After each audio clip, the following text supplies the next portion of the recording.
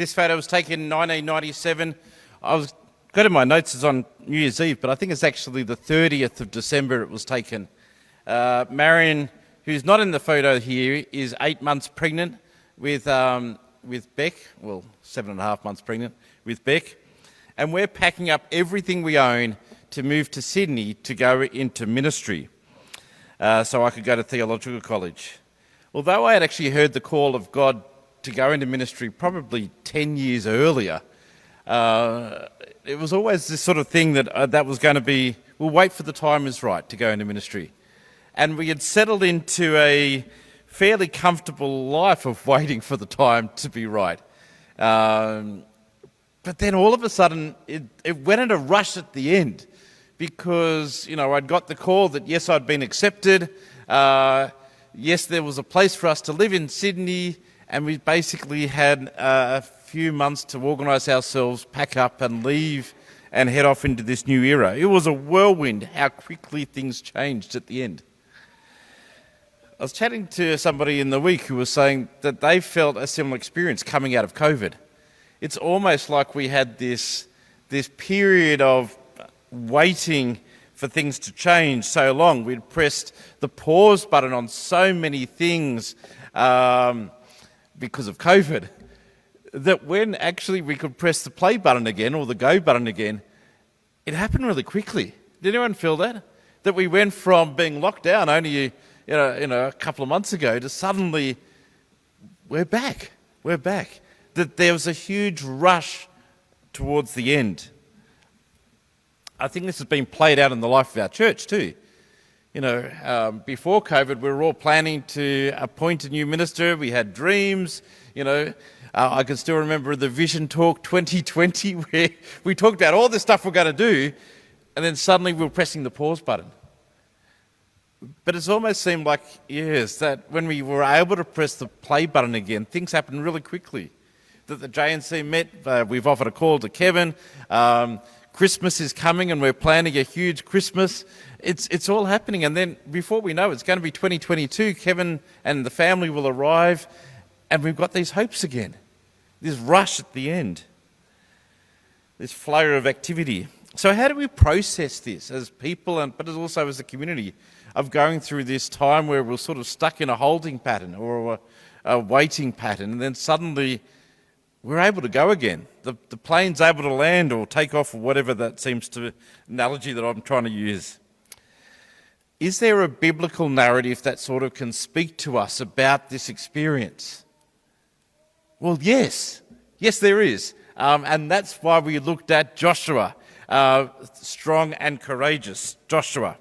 So how does Joshua speak to us? Well, if we jump back, is my thing's not... Oh, no, it is working.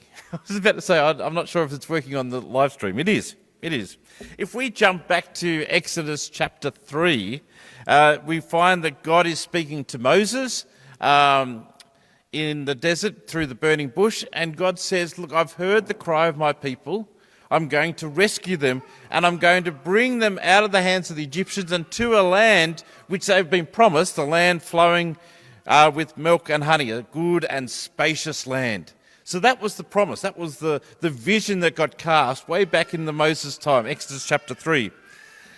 And God launched into achieving this vision well. In the beginning, there was a lot of things happening, including, the Exodus through the Red Sea, the meeting of God at Mount Sinai, lots of stuff happening. And then all of a sudden, through disagreement, disobeying and doubts, things just sort of got bogged down and stopped. And what should have been around about a 2 or 3 week journey in the desert turned into a 40-year journey in the desert. So long that people just started to get used to this is the way it is. This is what life is now. We're desert nomad people. But a bit like me and Marion going to Sydney or us coming out of COVID, the rush at the end was really fast. We read in the beginning of our Bible reading today that Moses died, and all of a sudden God is calling Joshua to step up into leadership, because it's time to cross the Jordan River and enter in this land that was promised way back in Exodus chapter 3. Now's the time. Let's go. Let's go. After all that waiting, it was time to walk into this new era. So can you sort of see the similarities? Good, because that's what I'm going to be playing with today. There are some difficult parts of the Joshua story. We're going to get to those next week. Wait for that. I'm not ignoring them today. But this idea of coming out of a period of inertia at a time where they, were almost locked down in the desert, but then suddenly it was a time where they could step in to the vision that they had. So what can we learn from their mistakes and their successes? What can we discover about the character of God? So we're going to spend a couple of weeks looking at this. 3 key moments in Joshua's life we're going to look at. But let's start at chapter 1, the very beginning. So if I get to the right thing, we need to say right up front that God gives them just an amazing promise at the beginning. He says to Joshua, "As I was with Moses, so I will be with you. I will never leave you and forsake you. Be strong and courageous, because you will lead the people to inherit the land I swore their ancestors to give them." You've got to admit, Joshua's got a hard gig here, hasn't he? Joshua is not only stepping into some really big shoes. Moses is one of the biggest superheroes of the Old Testament, and Joshua has to follow. But he is called to do something that Moses couldn't do, lead the people into the promised land. So not only is he following a superhero who's being asked to do what the superhero couldn't do. I'm sure Joshua was thinking, I've got no chance of making this happen. No chance. But right up front, God says, no, I will be with you. I won't leave you. And in verse 6, he says, you will do this. You will. Amazing declaration right at the beginning. You don't have to worry about this. You will lead the people into the land. I'm already saying that this is what's going to happen. It will be okay. Just be strong and courageous. Now I'm going to come back to that phrase, be strong and courageous. I will come back to it, but I'm going to go down a couple of rabbit holes before I get there. The first rabbit hole I'm going to go down is that in verse 2, Joshua is told, all right, time to get moving again. Get the people ready. And then in verse 11, he actually sends a message through all the people saying, get provisions ready, because 3 days from now, this is going to happen. So there was this sense of preparation. They had to get ready. They did not have a lot of time to get ready, but they had to get ready. As we emerge from lockdown and prepare for a big Christmas season and for Kevin arriving next year, how are we preparing? Well, there's practical things that we've done. For example, the working bee we had here the other day that actually made the church look good when you arrived this morning. We've also been doing some work down in the office. So there's been some practical things that have been happening. But also Church Council has appointed 4 teams to actually look at this, to how do we prepare to make the most of this season we're just about to go into. And so as we reopen, we're looking at what is needed for reopening. How do we make Christmas the best it can be? How do we welcome Kevin into the community? And how can we best embrace the community around us in 2022?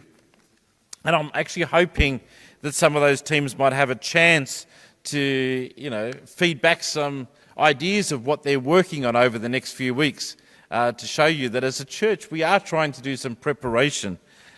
I also had a chance to chat with Kevin this week, our soon-to-be second minister, and I asked him a few questions about looking ahead and preparations.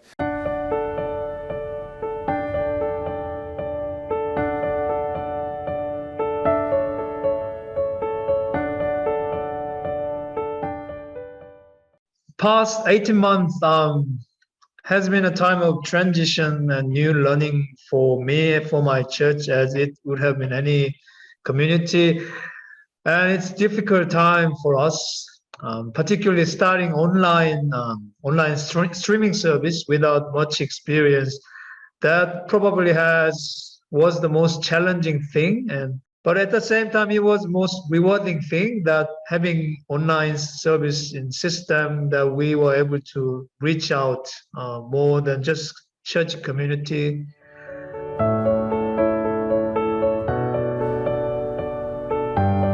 I'm starting.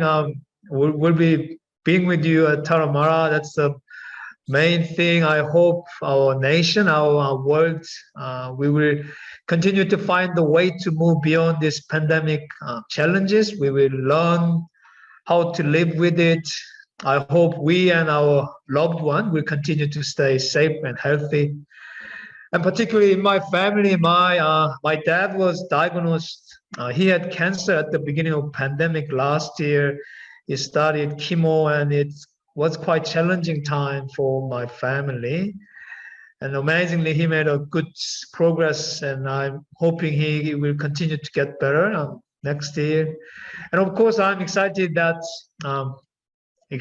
getting to know you. I'm inviting into my life, inviting you into our family's life, and I'm excited to dreaming together.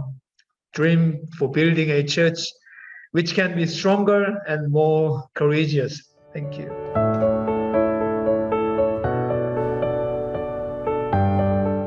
Well, yes, definitely. There's a sense of being rushed, particularly after that long period of lockdown.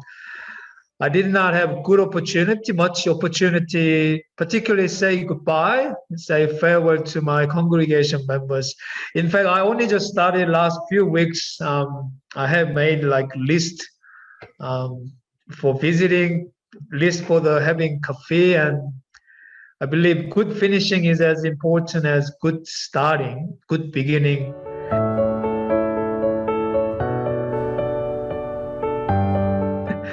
Thanks for the question, Phil. Well, if you know the bulgogi, of course, one of my favorite Korean dish. There are a lot more that I can name, and I appreciate Ine, my wife. She cooks lots of delicious Korean food, and for the kids and for me. And my children actually they love kimchi as much as I do. If you know kimchi, that's a cabbage side dish. So there are lots, and you have opportunity. If you go out with me for the lunch or restaurant, I can take you somewhere in Hornsby or Chesut.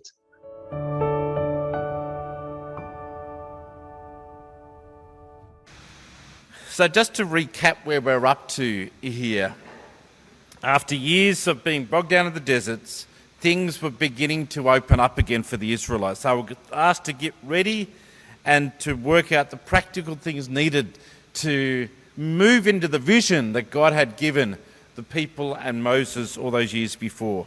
And before I get back to be strong and courageous, which I am going to talk about, I am coming to that phrase, I just wanted to spend just a tiny moment going down the second rabbit hole to talk about verses 12 to 15, which is where they were talking about the Reubenites, the Gadites, and half the tribe of Manasseh.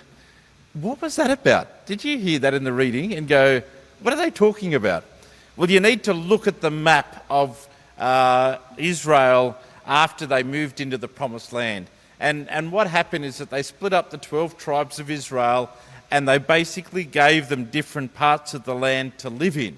And some of these parts of the lands were able to handle much more people because they were better fertile land, which is why some of them are really small, and other ones were either not as fertile or currently didn't have a lot of people living there. And so east of the Jordan River, there wasn't that many people already living there. And that's actually where the Israelites had ended up wandering in the desert before they went in to the Promised Land. So they're actually already basically taken that part of the land to live in, east of the Jordan River. And so when it came to this, we need to go in and convince these people that they can live in their land. I know there's a problem with that, and we're going to talk about that next week. Yeah, the tribes of Reuben, Gad, and East Manasseh could have said, look, this is not our problem. We've already got our land. We don't need to come and help you because, the things that we're interested in, the things that concern us, we've already solved. I've found it interesting that over this week I've had 3 different conversations with people involved in groups or ministry areas in the life of the church who are feeling a little isolated at the moment, a little bit alone. They feel like they're working in their area of the life of the church, but it's almost like that nobody else knows what they're doing, and they don't feel like the church is aware of this part of their mission, or even worse, they may feel or have the perception that the church is unsupportive of what they're doing. Now, I think this is a side effect of lockdown. Just because we haven't been able to have those informal conversations, we haven't been able to show our encouragement or show our interest in what's happening. But maybe I think that we need to hear this command of Joshua where he says, actually, we're all in this together. You can't just say, because that's not my concern or that's not my problem, that I don't need to worry about that. He said, no, you got to be part of this. We're all in this together. So maybe whether it's the leaders working in our children and youth group or the team supporting Taratots or the Dish or Christmas Eve workshop or the Bible study leaders or the pastoral care leaders, we need to be standing alongside of them, especially in this time of transition, saying, we're with you. How can we help? How can we help? Especially in this time of transition. And I think this is really important to show the whole church, the breadth of the church, that yes, we are in all this together. But above all, in the Bible reading, God says to be strong and courageous. Are we in the right spot yet? Yes, here. Be strong and courageous. 4 times he says this phrase. Be strong and courageous. Be strong and very courageous. What have I commanded you? Be strong and courageous. This keeps coming through. Be strong and courageous. How do we understand that phrase? Unfortunately, sometimes because of what happens next in Joshua, we get this image that being strong and courageous means mighty and successful in battle. But I don't think that that's what God is meaning in Joshua chapter 1. It's interesting that in the Hebrew word used in Joshua chapter 1 for strong is the same Hebrew word used to describe David when he was going up in battle against Goliath. Now, David was not physically stronger than Goliath. There was no way you could say that. So what did it mean that David was strong? He was strong in his inner self, in his trust in God, in the belief that God would help him and God would bring the victory. That's how David was strong. And it's the same Hebrew word that they use here. And so when it says be strong and courageous, it's saying that we need to be strong in our inner selves, that we need to be strong in our faith, that God will keep God's promises. Is that making sense? And when we come to the word courageous, it's not necessarily about being fearless, rushing into battle without fear. It's actually still being able to move forward despite the fear. It's being able to decide I'm going to do what is right, no matter how this is going to impact upon me, because I have to do what is right. Or simply to have the determination to keep going. And it's interesting that the Hebrew word for courageous, used in this strong and courageous, is the same Hebrew word used to describe Ruth in the story of Ruth and Naomi, when Naomi is saying to Ruth, go back home to your people. It will be easier if you go home to your people. And Ruth says, no, I am staying with you. Stubbornly said, I'm staying with you. Your God will be my God. Your people will be my people. The word that they used to describe that was courageous is the same word here. So can you see the way that this is playing out? That when we're called to be strong and courageous, it's almost like this idea that we are being called to trust in God above all and to keep going despite the challenges. So as we open up, as we prepare for Christmas, as we get excited about the possibilities of 2022, let's hear the affirmation out of Joshua chapter 1 that God is saying, I will indeed be with you. Just as I was with Moses, just as I was with Joshua, God is saying, I will be with you too. I will be with you too. Let's make that commitment to work alongside each other and to help each other, even if it's not our area of interest or concern, to say, I'm going to stand with you and help you because we're in this together. But above all, let's not give up and with determination, address the issues that we need to address. And just like Joshua and David and Ruth and Naomi, let's be strong and courageous moving forward.